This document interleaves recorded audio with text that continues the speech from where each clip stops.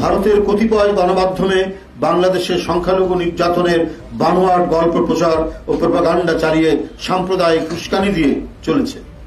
ভারতীয় সাম্প্রদায়িক শাসক গোষ্ঠী ও হাসিনার যৌথ ইন্ধনে ভারতীয় কিছু উগ্র হিন্দুত্ববাদী গণমাধ্যম এমন অপকর্মে লিপ্ত রয়েছে। বাংলাদেশকে নিয়ে ভারতের বর্তমান বয়ান মিথ্যার ধোঁয়াজাল দিয়ে ঘেরা। ভারত অন্তর্গত দিক থেকেই বাংলাদেশ বিদ্বেষী, এদের মধ্যে মানবিক নৈতিকতার ছিটে ফোঁটাও নেই। এই কারণে বাংলাদেশের মানুষের নিজস্ব ইতিহাস, ঐতিহ্য ও স্বাভাবিক বিকাশে বিশ্বাসী দেশের জনগণ ও জাতীয় নেতাদের প্রতি বিরূপ ধারণা পোষণ করে। আপনারা নিশ্চয়ই অবগত আছেন যে 2-3 দশকের পূর্বে এদেশের এক মহান জাতীয়তাবাদী নেতা ও স্বাধীনতার ঘোষক রাষ্ট্রপতি জিয়াউর রহমানকে হত্যা করার জন্য ভারতীয় কেন্দ্রীয় গোয়েন্দা সংস্থা র একটি ফাইল ইনিশিয়েট করে।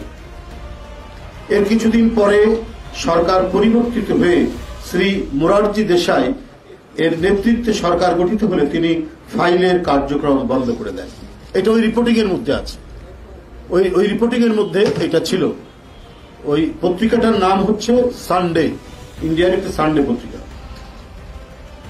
পরে আবার শ্রীমতী ইন্দিরা গান্ধী ক্ষমতাসীন হলে ফাইলটির কার্যক্রম চালু হয় এবং এর কিছুদিন পর 1981 সালে 30 মে জিয়াউর রহমান নিহত হন চট্টগ্রামে সার্কিট হাউসে। ভারতেরই একটি পত্রিকা সানডেতে এর উপর একটি প্রতিবেদন প্রকাশিত হয়।